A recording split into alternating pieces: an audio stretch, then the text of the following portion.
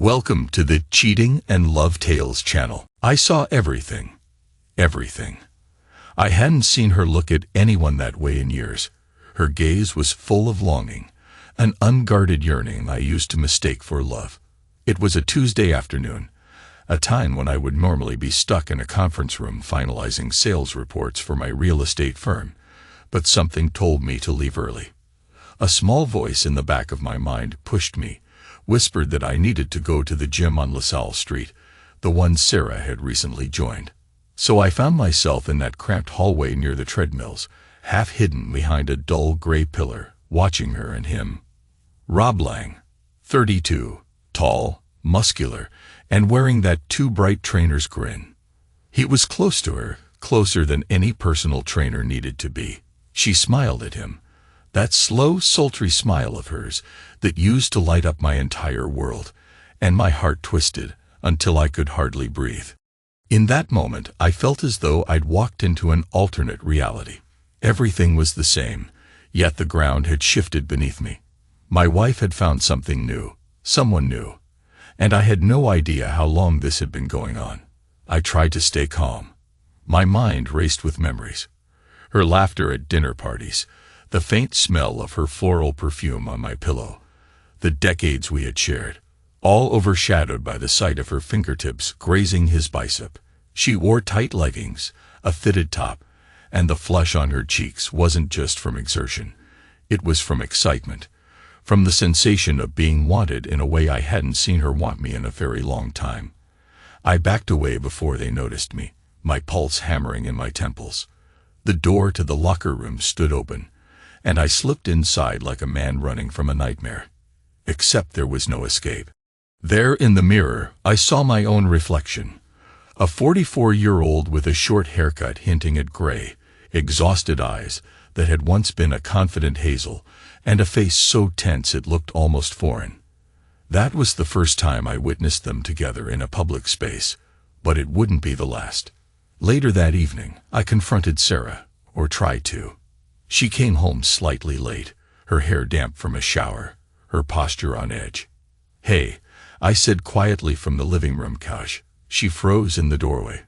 "We need to talk." Her eyes flickered. "Will, I interrupted. "You don't need to explain. I know." She pressed her lips into a thin line, as if bracing for an argument. But I didn't yell or fling accusations. My anger was there, coiling inside me, but it was caged by something colder.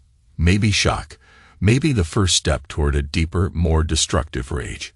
Sarah's mouth opened, but no words came out. She swallowed, tried again. "Will, I'm sorry. I've been confused, and..." I ended the sentence for her. "You've been seeing him."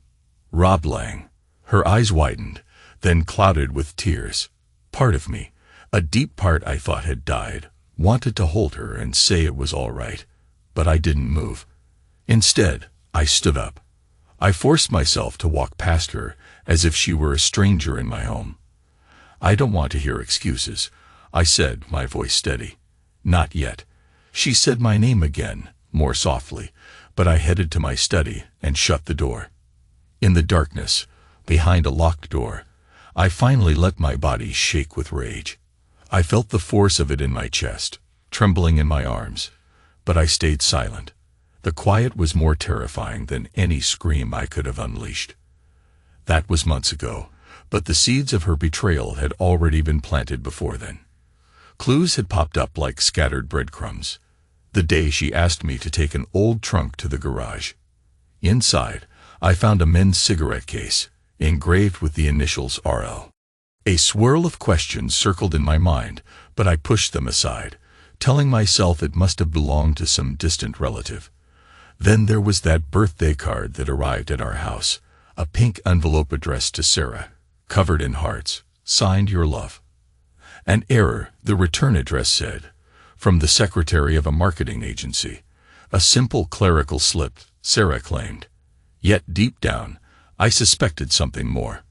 For a while, I tried to maintain a semblance of normal life. I focused on work, closing deals, showing properties, attending real estate conferences, But underneath that professional veneer, my thoughts would drift to images of them together. The way her face lit up, the way he leaned toward her, the possibility that they shared far more than conversation. I remember her birthday party, a small gathering at a local lounge. She was radiant in a pale blue dress, greeting guests with a polite smile. At some point in the evening, I stepped outside to get fresh air, feeling suffocated by the crowd and my suspicions. Looking in through the window, I spotted her talking to Rob near the bar. Her hand was on his forearm, an intimate contact no one else seemed to notice. My stomach churned. Everything seemed quiet, from the outside. A typical get-together, a wife enjoying her birthday with friends and colleagues.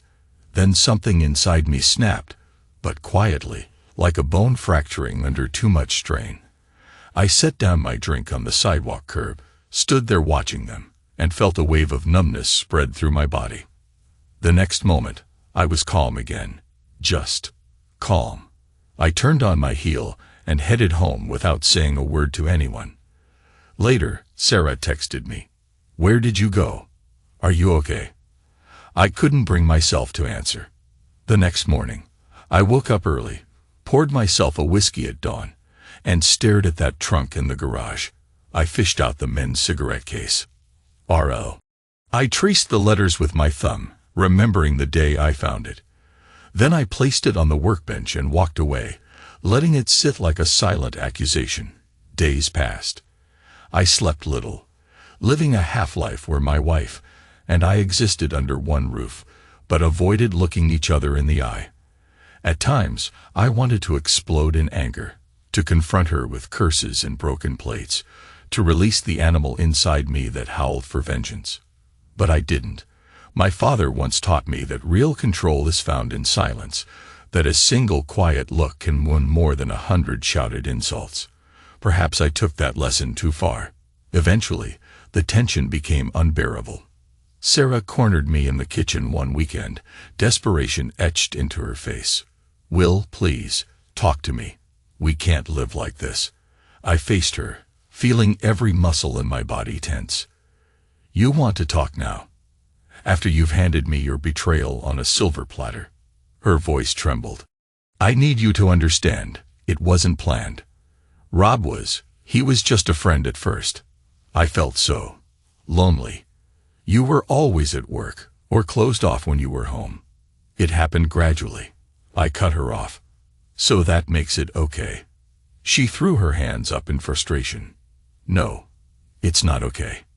It's never been okay. I didn't know how to tell you I was unhappy." That stung, but I didn't let it show. "Unhappy," I repeated. "Right. Because we never talked about wanting to fix anything. Because we never tried therapy or a conversation.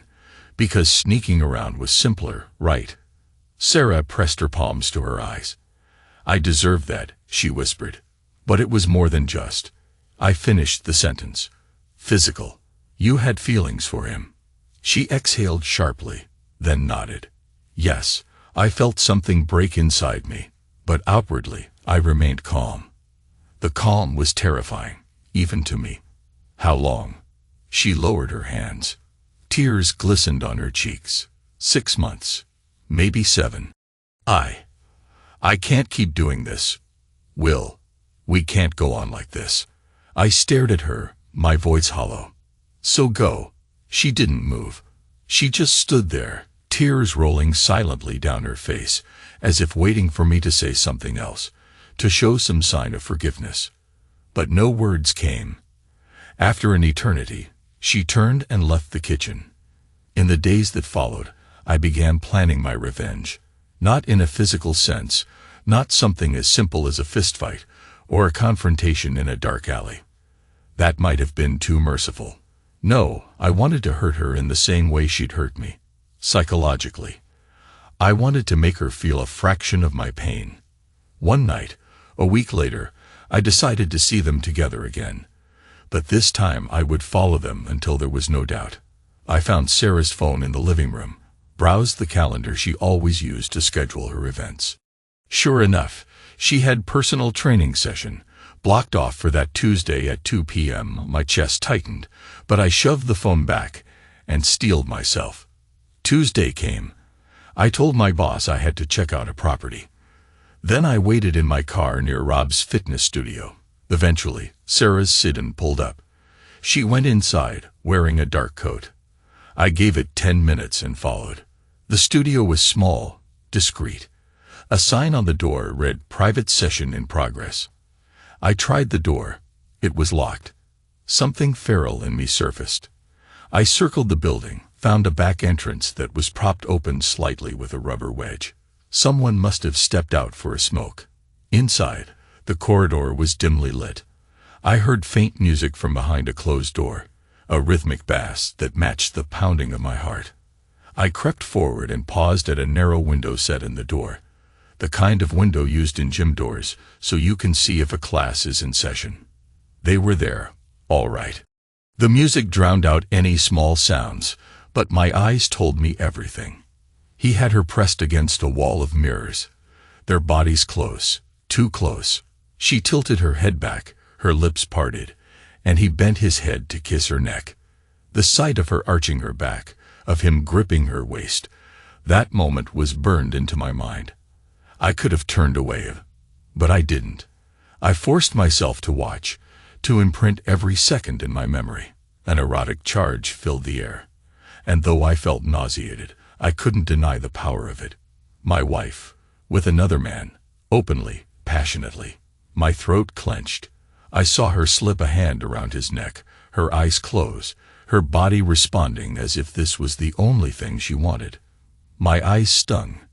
Anger, jealousy, despair, they all warred inside me. But I kept silent. Even as I felt my blood rush in my ears, I stood there, the ultimate voyeur to my own betrayal. Eventually, he lifted her onto a bench. She slid her hands under his shirt. I had seen enough. I stumbled back, the hallway spinning around me, then sprinted out the way I came. In my car, I gasped for breath like a man drowning on dry land. My hands trembled on the steering wheel. Everything seemed quiet, too quiet. Then I exploded, slamming my fist into the dashboard, half expecting it to crack. A low, wounded growl escaped my lips. It was the sound of a man driven to the edge. Then silence. I was empty. When I got home, I poured myself a large glass of whiskey, older than my marriage, ironically enough. Sarah came in later, after I'd drained half the bottle. She tried to speak. I raised a hand, stopping her cold. She froze in the living room, silhouetted by the hallway light. "I know where you were," I said. "I saw everything." She inhaled sharply. "Will." I didn't let her continue. "Don't bother lying. I followed you. I watched you with him."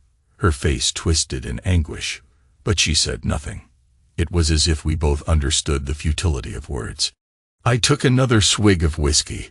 "Get out," I said quietly. She breathed unevenly. "You don't mean..."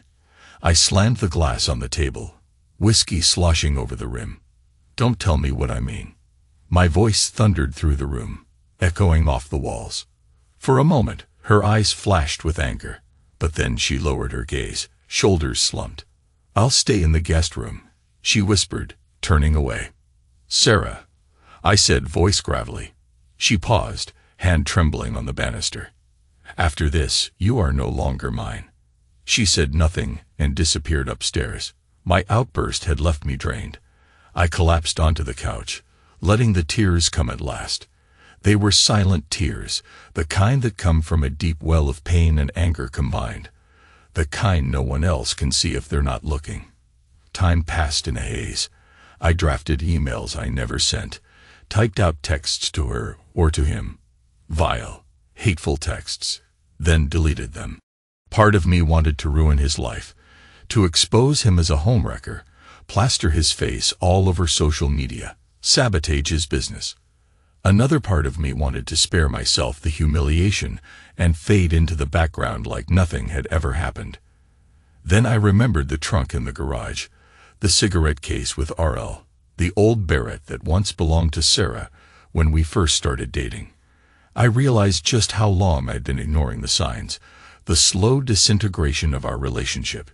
In that trunk were symbols of our past love, overshadowed now by these new initials, R.L. Robert Lang.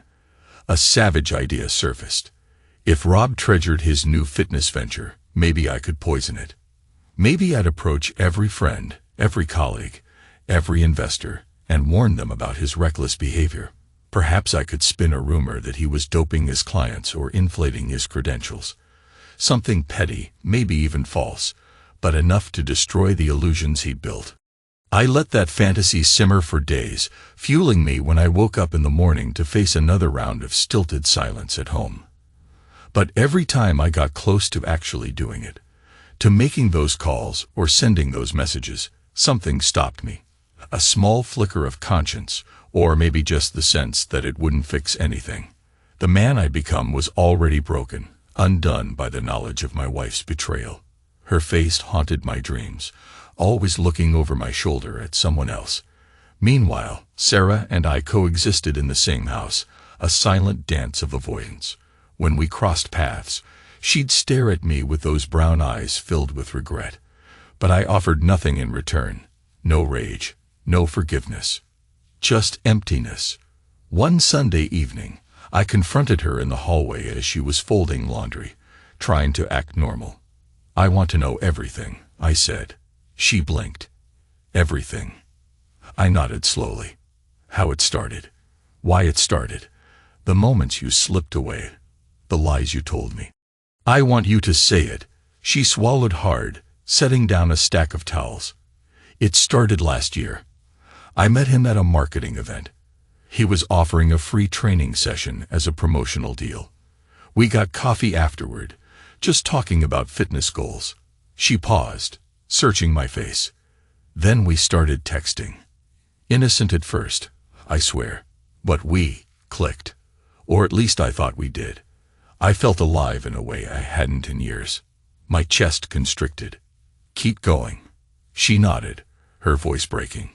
"I felt lonely. You were always so distant or so preoccupied. I know that's not an excuse, but I needed someone to notice me." And he did.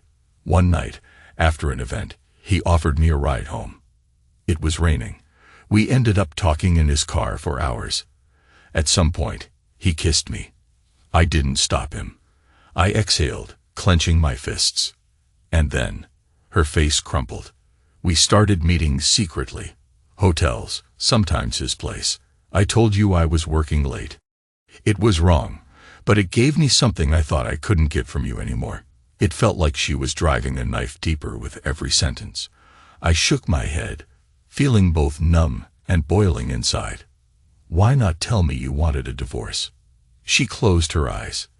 "Because I kept hoping we'd fix things. And I was afraid to lose what we had. The security, the memories. I know how selfish that sounds." I let the silence stretch, letting her words settle into me like poison. Then, in that quiet hallway, with the overhead light casting long shadows, I felt that wave of rage again. But this time, it crystallized into a deadly calm. "Thank you for being honest," I said, my tone clipped. "Now pack your things." She lifted her gaze, startled. "What?" "You heard me. I want you gone by morning." She took a step toward me, tears pooling in her eyes. "Will, please. We can." "No." My voice cut like steel. "I'm done." Her face crumpled further, but she nodded, resignation in her posture. "I'll leave." I turned and left her there, ignoring the sounds of her quiet sobs. That night, I dreamed of the day we first met, back in college. She had been so full of life, so curious about the world. In the dream, I tried to speak to that young version of Sarah, to warn her about the heartbreak we'd face. But the words wouldn't come, as though I were gagged. Morning arrived. I heard her footsteps on the stairs, and then the door closing as she left. The silence that followed was immense, thick enough to swallow me. At first, that silence felt like victory, a twisted satisfaction in forcing her to see the consequences of her actions. But as the hours turned into days, the house became a tomb. Her clothes gone from the closet, her perfume no longer lingering in the bathroom. The emptiness ate at me. A quiet ache that grew sharper each time I remembered her side of the bed was now vacant. I tried to occupy myself with work, burying my pain in client contracts and property listings. Everyone at the office noticed my short temper, the new circles under my eyes. When a colleague asked if I was all right, I forced a smile that probably looked more like a grimace. I told him I was fine. The nightmares persisted, though. Nightmares of her moaning softly under Rob's touch. Nightmares of her laughter as she walked away from me. I'd wake up in a cold sweat, my chest heaving, and stare into the darkness, wishing for some relief. After a few weeks of this, I decided I couldn't let it end so quietly. Rage flickered in me once more. The desire for revenge returned, more potent than ever. If I was paying the ultimate price, I wanted to make sure Sarah and Rob paid something too. I set out to gather evidence. I found receipts, text messages, even a short love letter she tucked away in the trunk, a note scrawled with lines that made my stomach churn. I can't wait to see you again. You make me feel alive in ways I never thought possible. The scrawl was bold, energetic, mocking me with its confidence. Next, I called the marketing firm that sometimes partnered with Rob for promotional events. I pretended to be an anonymous tipster, insinuating that Rob had engaged in unethical relationships with married clients, that he manipulated them emotionally. I wanted to plant seeds of suspicion that might ruin his professional reputation. The person on the other end of the phone, a woman with a polite voice, listened intently. "Sir, we take these matters seriously. We'll look into it." I hung up feeling both triumphant and sick. Triumphant, because I imagined him losing contracts, being shunned by potential business partners. Sick, because I realized I was stooping to a level I never thought possible, but it felt too late to back down now. In the ensuing days, I heard through the grapevine that Rob's studio lost a sponsor, that some of his upcoming marketing tie-ins had been put on hold. That knowledge gave me a bitter satisfaction. Still, the sense of victory was fleeting. Each evening, I returned to a house that felt hollow, haunted by memories of a woman who once slept beside me. One afternoon, my phone buzzed with an incoming text. It was Rob Lang. The audacity of the man. He must have gotten my number from Sarah at some point. My hand shook as I read it.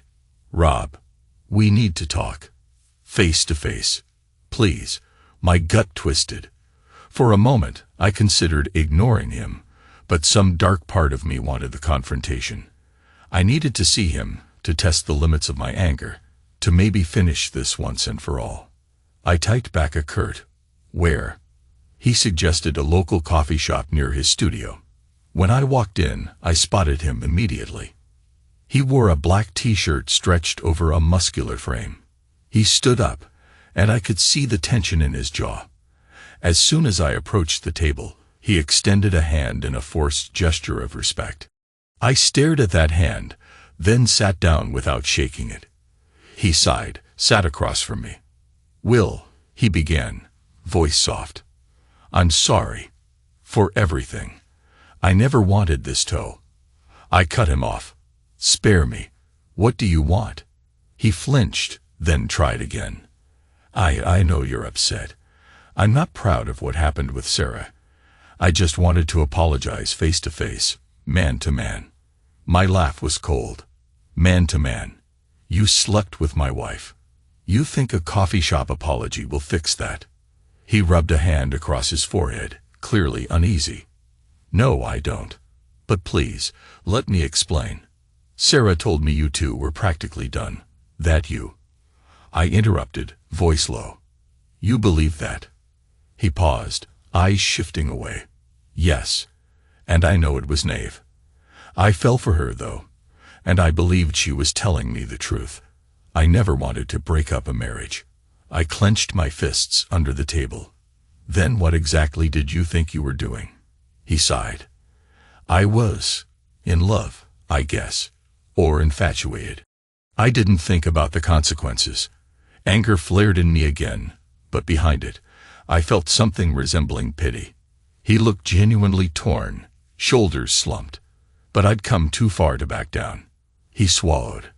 I know things have gone south for my business. I can guess who's behind that. I get it. But please, Will, it's not going to fix anything, hurting my livelihood. Sarah's moved out. She's living on her own. She doesn't want to see me anymore. That tidbit threw me off. She broke it off with you. He nodded miserably. We fought about everything. She felt guilty, said she couldn't continue. I tried to talk her into staying, but she ended it. So you see, we're both losing here. Silence hung between us, thick and suffocating. Part of me wanted to lash out, to punch him, to see him bleed. But the more he spoke, the more I realized that the real damage was already done. Sarah was gone, the marriage was in shambles, and none of us had found the happiness we were chasing. I stood abruptly. We're done here. He looked up with regret in his eyes. Will, please, if there's ever a chance to. No chance. I snapped. You made your bed. Now you lie in it. And as for me, I'll deal with my own mistakes. I walked out, the coffee shop door closing behind me with a hollow thud. Outside, the winter air slapped my face, a harsh reminder of the reality I'd helped create. I realized that in trying to crush him, I'd done nothing to alleviate my own pain. I was still alone, still bitter, still haunted by the image of them entwined. That night, I sat in the living room, a single lamp illuminating the half-empty bottle of whiskey. I found my old journal from when I was a teenager, stuffed in a box in the closet. Flipping through yellowed pages, I saw glimpses of who I used to be. Idealistic, hopeful, unscarred. I wrote about the future, about wanting a wife, a home, kids, stability. And now, decades later, I had watched all that stability slip away. The only child I ever really had with Sarah was the life we built in this house. No actual children, just memories. The foundation we'd laid was now cracked, no longer able to support us. I drank more than I should have, and the anger turned inward. I remembered my father's old advice. There's a line between justice and spite, son. Crossing it only makes you lose yourself. Had I lost myself already, I'd certainly orchestrated some petty revenge, but it felt meaningless. Sarah was gone. Rob was free of her. Everyone was scattered, undone. In the morning, I woke with a splitting headache and a realization. I was punishing myself more than I was punishing anyone else. I'd become a ghost of the man I used to be, clinging to bitterness and pride, refusing to let go. It was time for something else, something final. I picked up my phone and dialed Sarah's number, her personal cell.